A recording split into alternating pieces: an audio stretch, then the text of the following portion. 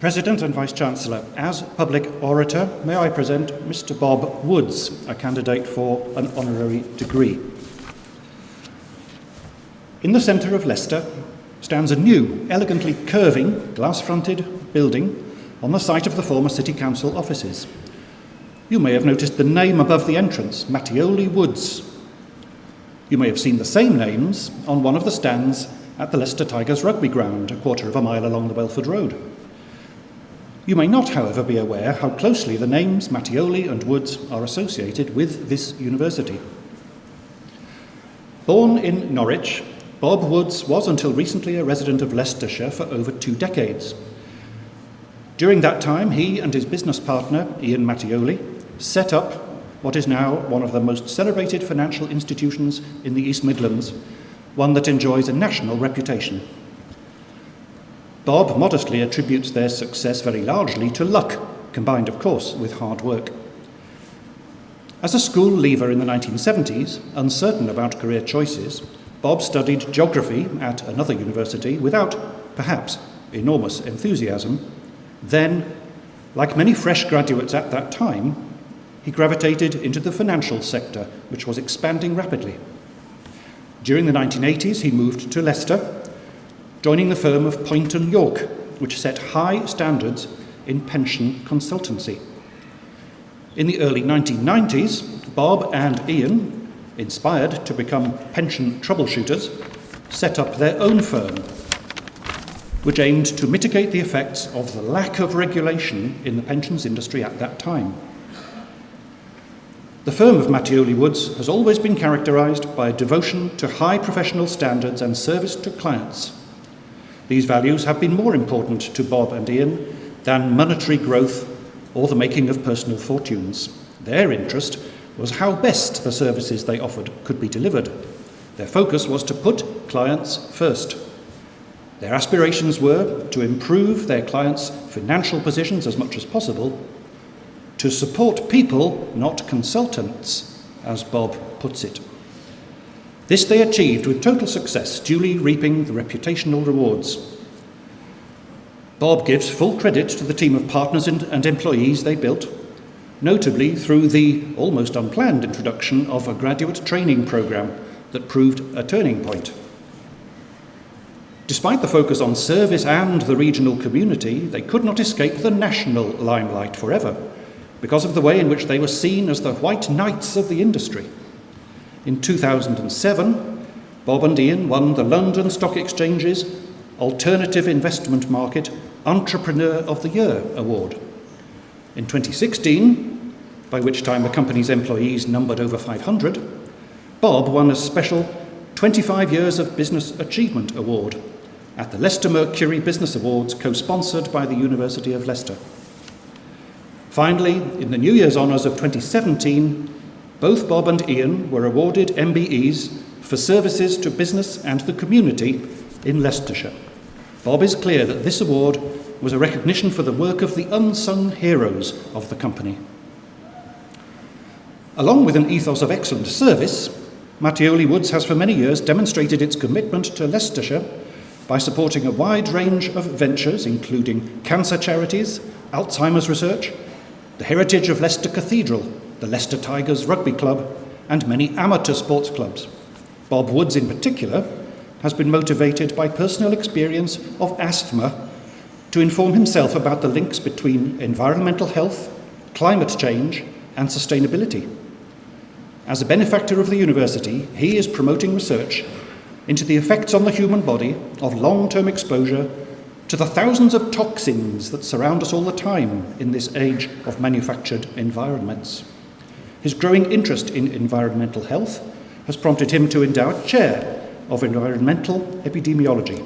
This, in turn, has enabled the setting up of a Centre for Environmental Health and Sustainability, housed in the George Davis Building, the UK's largest carbon-neutral passive house. The inaugural director of the centre, Professor Anna Hansel, specialises in the health impacts of air pollution, transport noise, and environmental chemical exposures. The centre is growing rapidly and is en route to becoming a leading national and international centre of expertise in research into environmental impacts on health. It aims to provide first-class, multidisciplinary training in environmental health and sustainability in order to generate decisive impacts not only on public health but also in the battle against climate change.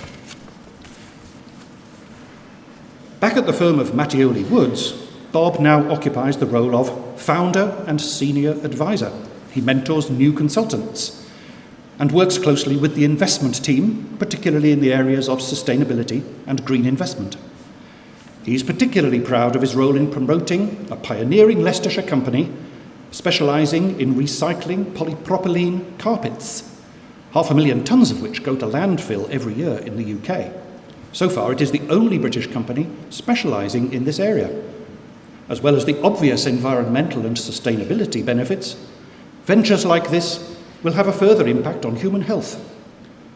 It is a grand demonstration of the importance of new technology and entrepreneurship in combating the environmental challenges of our day. In all these areas, Bob Woods has exhibited imagination, generosity, and joined-up vision to help us tackle the intertwined issues of health, environment, and climate. President and Vice-Chancellor, on the recommendation of the Council and the Senate, I present Mr. Bob Woods that you may confer upon him the Honorary Degree of Doctor of Laws.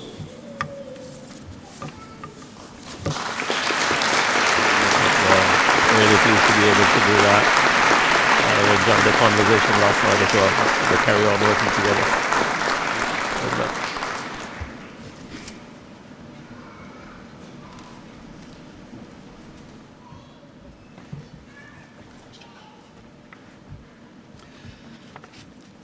Good morning, everybody. And thank you for those very, very kind words. I guess everybody who has stood here in my position has expressed sentiments of humility, privilege, and the honour of this award. And the reason is because it is so humbling, and it is an incredible privilege and an incredible honour. So thank you. I'm just delighted to have had a part in helping the university set up the Centre for Environmental Health and Sustainability. I'd like to ask a rhetorical question.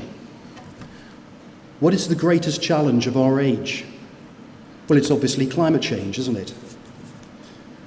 Well, what is the second greatest challenge? That's not so obvious.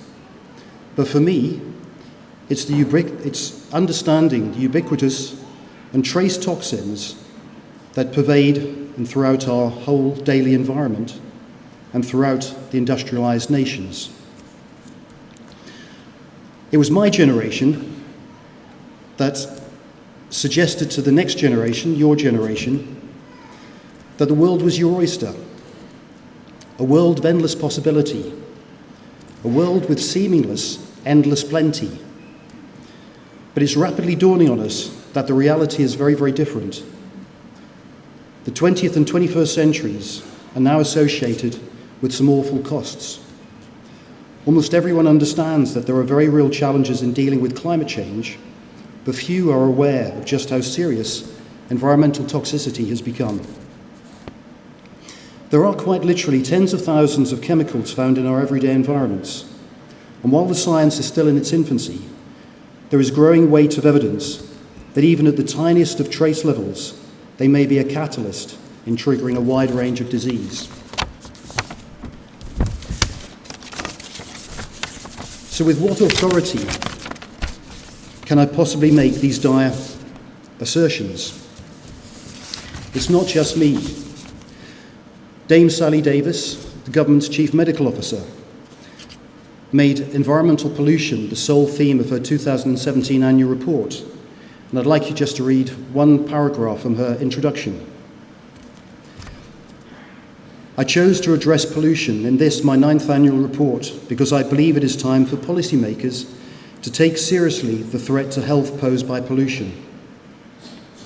Everyone understands that acute exposure to a toxic substance will cause ill health.